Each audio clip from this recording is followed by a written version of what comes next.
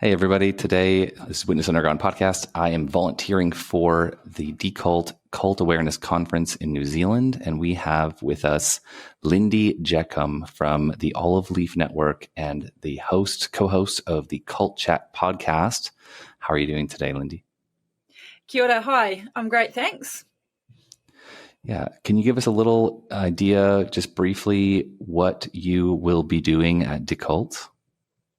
Yes, I am really looking forward to being at Decult. I'm firstly looking forward to learning heaps from everybody else who's going to be there, but I will also be presenting a bit of a panel with my friend Tora Clevier, who's a counsellor and a former recruit of the Children of God, and he is also the president of Cult Information Family Support in Australia, which is a support entity for former members of high demand groups that's been running for several decades in Australia. So he's really experienced in this area, and I look forward to collaborating with him to deliver a workshop on supporting people who leave groups like this. I'm excited as well. So Anka Richter, the author of Cult Trip, who's organizing and directing the conference, invited me as well to be on a panel and to show my movie, Witness Underground. So I'm also using this as an opportunity to let people know we have a premiere of our film. I'm honored to be at an event as one of the invited guests to speak in the presence of greats in the space, like Janja Lalich, for example. There's going to be a lot of learning. There's psychotherapists, journalists, writers, podcasters, counselors, people that are working in the space professionally. I need their support. I'm excited to be watching Witness Underground with a whole lot of others as well. I think there are going to be some great conversations after that. So that's really cool. Ultimately, I think that's the gem of a film like that. It provides a starting point to have discussions that brings people together that are going to find value in each other's company after. Can you give us an idea of what is the Olive Leaf Network and what you do there? Yes, so the Olive Leaf Network is a fledgling charitable entity. We only launched last year. Our aims are to give former members of high demand religious groups aid and advocacy, and to raise awareness about what it's like to both be part of a high demand religious group and then the incredible challenges that come when you leave such a group and as you transition out and try and integrate into mainstream society. I'm a former member of the Exclusive Brethren. They're also known as the Plymouth Brethren Christian Church. I was born and raised in them here in New Zealand, and I left at age 20. One of the things about the Exclusive Brethren, a little bit like the Jehovah's Witnesses actually, is that they actually practice an extreme version of shunning. They don't call it shunning, but it's extreme social ostracism from your family and your community if you no longer believe exactly what they believe. I experienced that when I was 20, and I lost my parents, my siblings, grandparents, uncles, aunts, cousins, my workplace, my education place. All of that was tied up in the Brethren. When you leave, it's like moving countries. It's a radical psychological, social, emotional upheaval. Very traumatic, actually, as well as exciting to be able to find your feet and build a new life. I've been out for 15 years, and as time went on, I realized, well, I might have been able to build a new life and had the great privilege of people supporting me to find my feet and my voice and my wings. I began to see that there are still people presently who are leaving these groups and who are just like I was, a vulnerable person in need of assistance to find my feet. As we looked around the New Zealand landscape, we realised that actually there are no formal entities for supporting people leaving groups like this. There is the Gloria Vale Leavers Support Trust, and they do an incredible job supporting people leaving Gloria Vale. Gloria Vale's not actually the only high-demand religious group or the only cult-like group in New Zealand. They're definitely one of the most well-known ones. Lots of New Zealanders aren't really aware that actually there's dozens of groups across New Zealand.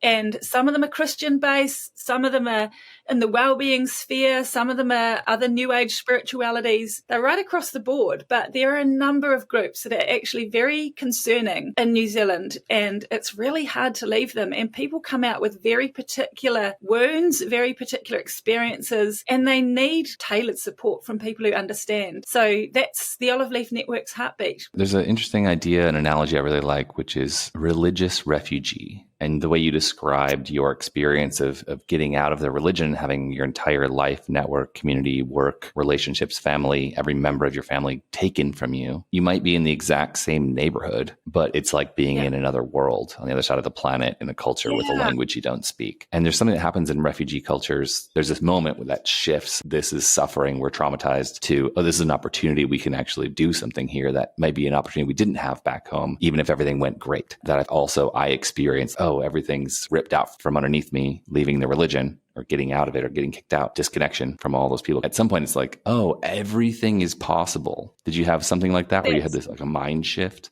Yeah, that's so true. For me, it kind of can flip-flop. Like I do remember in the early months or years, I remember at times feeling like, oh my gosh, I'm like a kid in a candy store. There's just so much I want to do and I want it all now.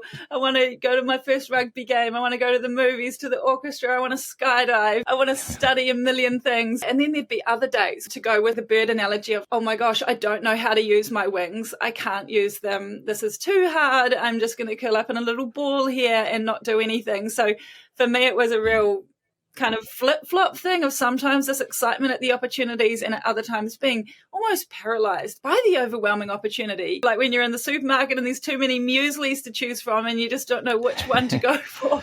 And why are there 45 different kinds of mustard? Yeah, it can feel a bit like that when you come from an environment where everything was laid out for you.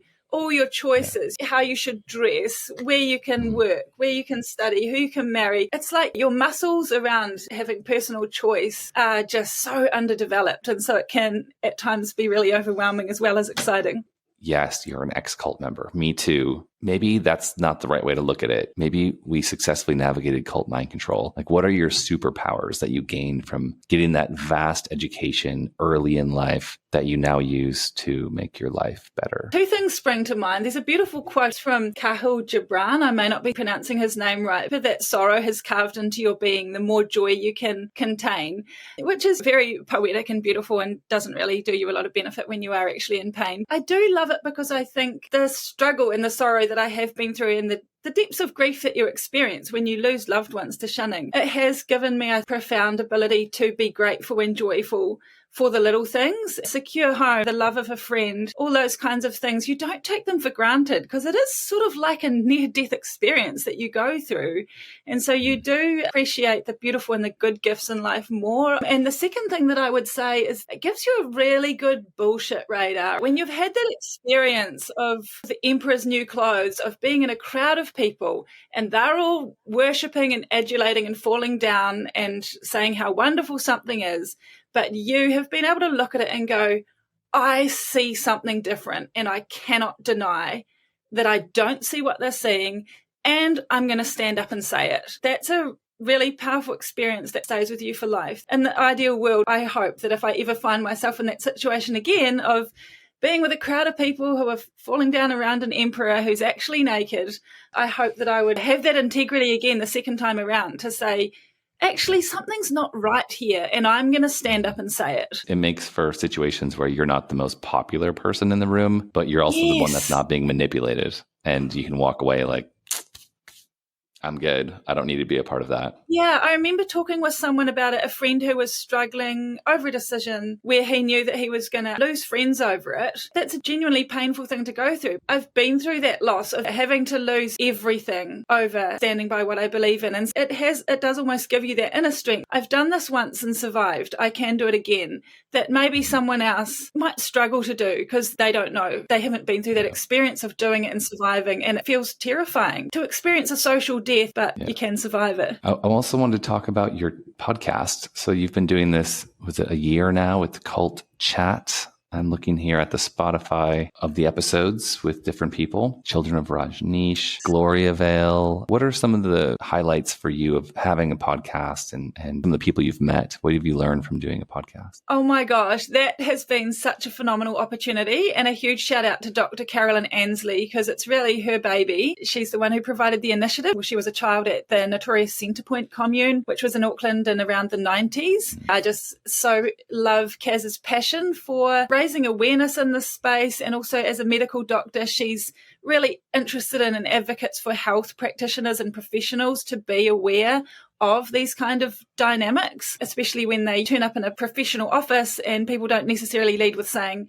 I'm part of a cult or my child's in a cult. She's really great with advocating for professionals to be aware of these kinds of dynamics. It's been a huge joy as well to be a co-host with Liz Gregory, who is the manager of the Gloria Vale Leavers Support Trust. They're both very experienced women. They're older than me, got lots more life experience, and I just feel so privileged to be journeying alongside them, really. I learned so much from them and from our conversations. It's been a phenomenal opportunity to interview people, to hear other stories. I think the main thing that just blows my mind all the time is the similarities across group. When you've been marinated, as it were, in a very particular group, and that's been what you were born and raised, and that was all you knew, it's still really easy to actually almost come out with a bit of elitism around, oh, that my group was special. You were raised being told you had the truth, your group was special.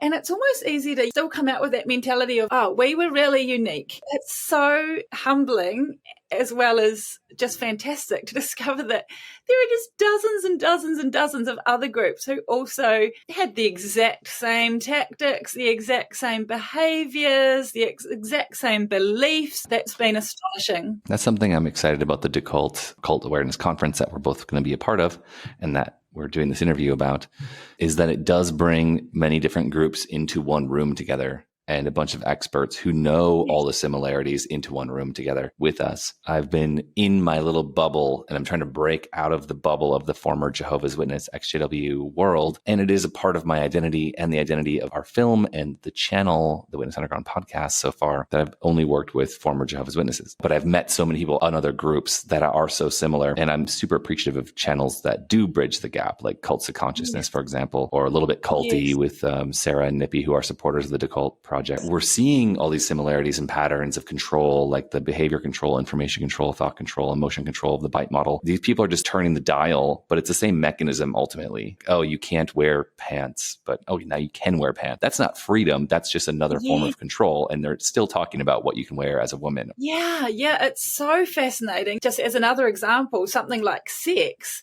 Because in her book, she researched Gloria Vale. Traditionally, people think of them as being, really hyper modest and conservative with their big blue dresses and hyper conservative Christian group. And yet the other group that Anka researched here in New Zealand was Centrepoint, which was known for the wheel was the opposite way of huge amount of open sexuality and almost no boundaries at all around sex and sexuality. But Anka pointed out that both groups, at the core of them, they're around controlling sex, controlling sexuality, controlling sexual behavior, that even though it manifests in a different way, at the core of it, it all actually comes back to the same methods of control and power and coercion around people's core aspects of their lifestyle and their identity. I agree with you that that's going to be a really powerful aspect of Decult, is being able to bring together people from all these different experiences. Wow, so many similarities in what they have experienced. Yeah, I don't know if I got this right, but I was talking to a friend about these kinds of groups, and Michel Foucault came up, the French philosopher. One of his points, he wrote, The History of Sexuality, is that the base of controlling humans or organizing society is about controlling sex and somehow influencing people. Does that resonate? It resonate. It's a powerful force. Money, sex, and power. Anybody who's trying to control others, they're going to want to control that aspect of people's lives. Have you paid attention to the crowdfund that they're doing with the Decult documentary? Yes, I have. Yep, I've shared that on Olive Leaf social media and my personal one.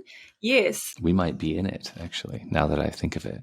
I was like, I should support that. I'm like, well, we're going to be speaking there. So we're actually part of the conference. But I'm excited about that. I think it's a way to take something that's very present, an active presence, going to a speaking conference, and then hanging out with people and talking more deeply. They're actually capturing it. If you want to get involved and you're interested in the topic, even if you can't show up, you can help create a thing that you can then benefit from later and share later. I do think that's really important. People in the US and some other countries have just got so much more awareness in general, and in terms of the general public, that cults exist, threat of recruitment is very real. It feels like New Zealanders are half asleep about the reality of this, that their young adults off at university are genuinely being targeted all the time by harmful groups trying to recruit them. I spoke to someone the other day who was just shopping at Kmart. Someone was attempting to recruit them into a group. But it feels like New Zealand, because I guess we haven't had the big Jim Jones thing or the Waco, Texas thing, it's like we're still a little bit asleep as to the reality that there are harmful groups in our landscape. So anything like this documentary, the conference itself, anything that helps raise awareness and get conversation happening is going to be really beneficial to the New Zealand public. That's great to hear.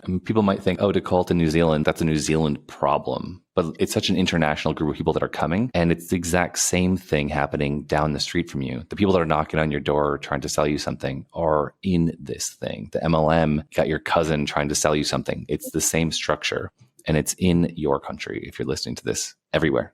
Oh, not to mention the online recruitment. I watched the Twin Flames thing, and I couldn't believe it that most of their recruiting is done online. Even in your own house, you're being recruited. So one more thing that's interesting about what you're doing with the Olive Leaf Network is you're bringing someone. Can you speak to whose network is bringing to Decult to speak? Oh, yes. We are so thrilled to be supporting Decult to bring over Dr. Lindy Jacomb to be one of Decult's keynote speakers. Riding in the slipstream of bringing her over, the Olive Leaf Network is really proud to be hosting Dr. Lindy Jacomb to run a couple of events specifically for mental health professionals. Dr. Lindy is an international expert in counselling and providing mental health services to former members of cults.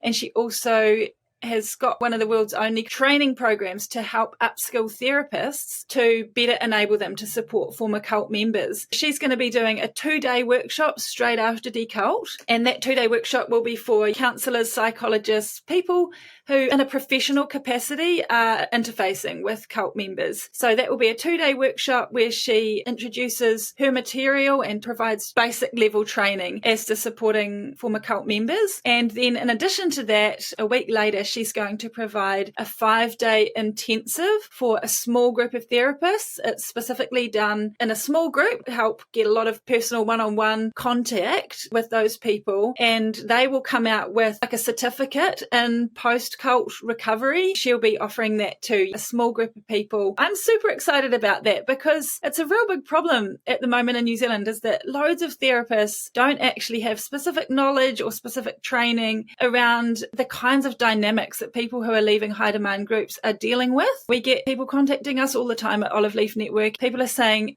where do I find a therapist who understands something of what I'm going through? So it's really exciting that Dr. Lindy will be able to provide this 2-day training to a large group of people. That'll be introductory, and then to be also able to provide this 5-day intensive training for a small group of people. So that'll be really cool for the New Zealand therapist scene. Is this actually for this event? What I brought up on the screen here? Or? That's correct. Yeah, if you're a therapist who's interested in cult recovery training, to our website and look at our events, and you can find more information there and register your interest. That's great. That's excellent. Just for anyone else out there, I'm sure this is going to be excellent. But if you are wondering about that question, a place where I found a good therapist was with the Recovering from Religion. On their website, there's another project called the Secular Therapy Project. I think it's seculartherapy.org. And in there, you can find someone in your region who has cult speciality in some group or in those types of dynamic. It's very much you manually looking for someone and then being able to afford it. Yeah. So it's not exactly ideal, but there is a way, and that website has some good resources. And they're vetted. They're like non-religious, and they have an extra layer of vetting. But this is really cool. And I feel like this is just the beginning. All these experts that are coming to Decult have been working on this for decades. Their whole career has been hinging on this problem. Even though you and I both left our respective groups, I'm an ex-Jehovah's Witness, I'm an ex-exclusive brethren for you 15 years ago, for both of us, actually. 15 years, yeah. Cheers! But I feel like I'm still just sort of beginning to look at what resources exist out there and realizing that it's hard to find. And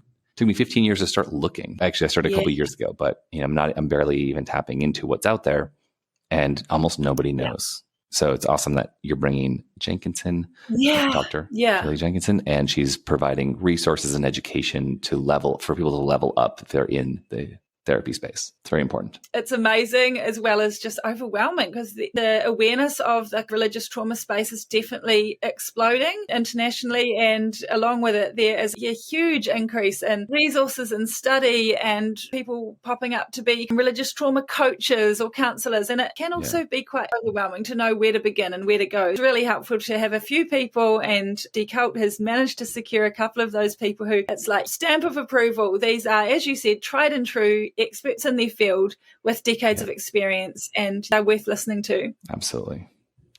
That is excellent. I'm so glad that we're connected and that you are able to let us know all the great things you're working on. So thanks for doing all the hard work you're doing and for adding value to Decult and to experience you'll get as an audience if you show up in person, if you show up as a live stream audience member, or if you support the documentary in the crowdfunding for the Decult documentary, or if you just watch it later, but you're adding some value. So thank you, Lindy. And check out her podcast, Cult Chat. Is there any final things you'd like to say? No, that's fantastic. I look forward to seeing you at Decult. Yeah, me too. I'll see you at Decult.